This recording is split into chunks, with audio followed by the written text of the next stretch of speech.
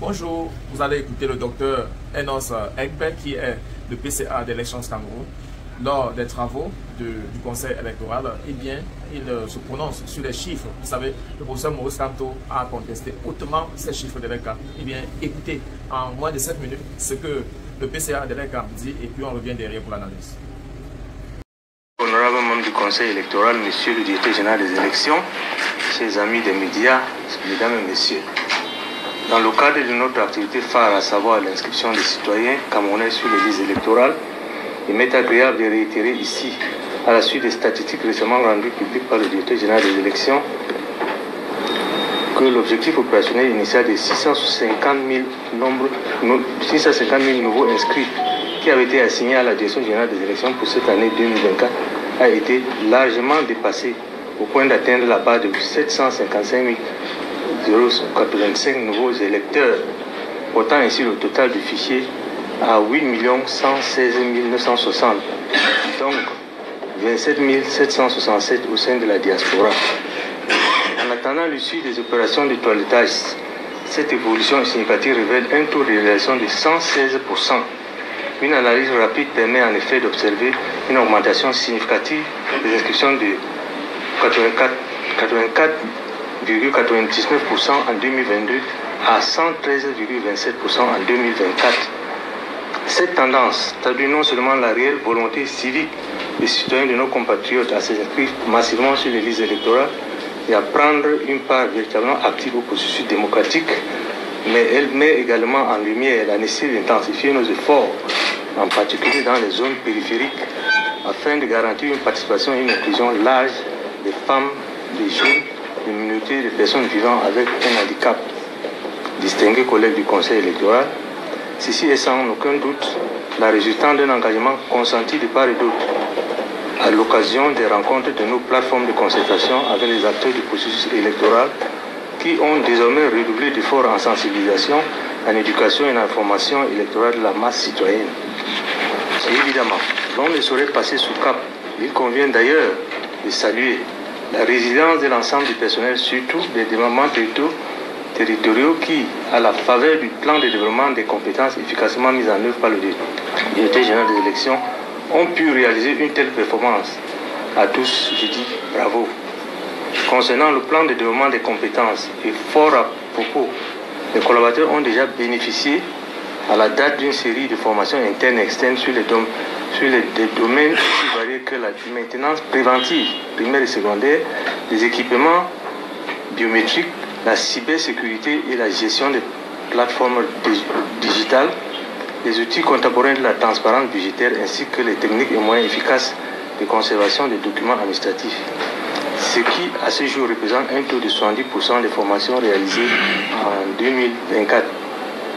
En parallèle, mesdames et messieurs, les besoins en renforcement des capacités du personnel exprimés par les structures d'appui et les démembrements territoriaux sont à l'étape de la collecte, du suivi de la consolidation. Les actes prioritaires pour l'année prochaine sont principalement portés sur les volets et les étapes pratiques liées à la gestion opérationnelle d'une élection à suffrage universel direct. L'amélioration des performances et de la satisfaction du personnel étant au cœur de nos préoccupations, les démarches sont en cours aussi bien en interne qu'auprès des instances compétentes de l'État en vue d'une prise d'effet dès janvier 2025 si cela était approuvé pour l'alignement des conditions de travail ainsi que du salaire minimum interprofessionnel garanti aux pratiques institutionnelles conformes à la réglementation en vigueur.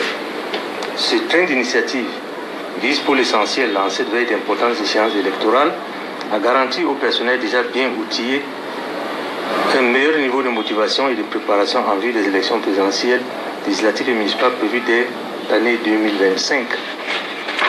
Honorables membres du Conseil électoral et distingués collègues, au plan de la coopération internationale, nous avons récemment accueilli une mission d'évaluation des Nations Unies venue s'enquérir de nos besoins en vue d'une assistance technique au renforcement des capacités, tant pour ce qui est du personnel que des acteurs du processus électoral, en plus de scrutin qui pointe à l'horizon.